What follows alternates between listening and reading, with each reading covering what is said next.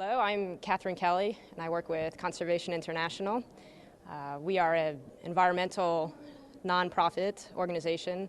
We work in over 30 countries around the world.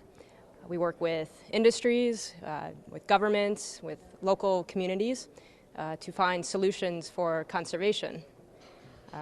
We are here with ATTA at the summit. We have a partnership with ATTA to help in promotion of our good practice guidelines.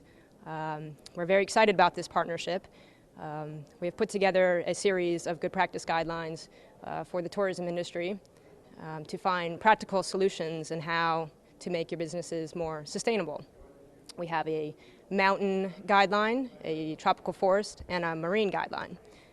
So ATTA has promoted these guidelines to their members through a series of webinars that are available on our website as well as ATTA's website.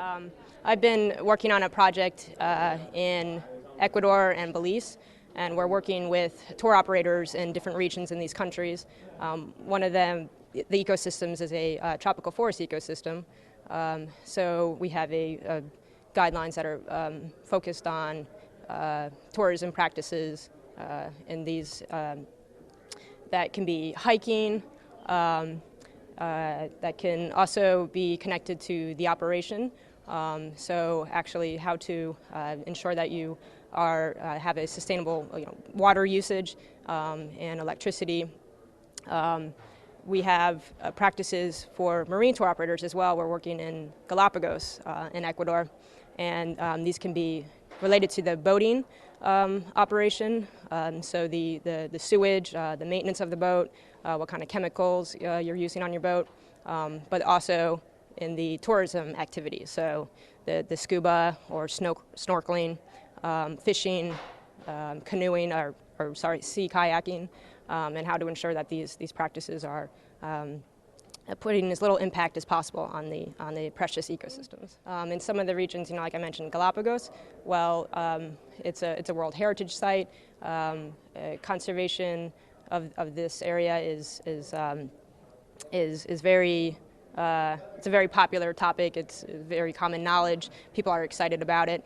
In some of the other regions where we're working, the message is not as ingrained yet. The tourism industry is not as developed. So conservation efforts and visitor awareness is even more essential.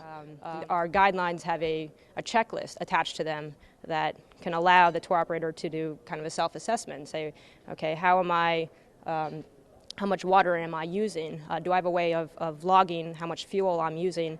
But as a visitor, as a traveler, if you are moving towards that trend of being more conscious about where you're going, what kind of materials you're using, there are some resources out there to help you decide if you're what kind of business that you're working with, or what kind of tour operator that you're going to receive your trip from.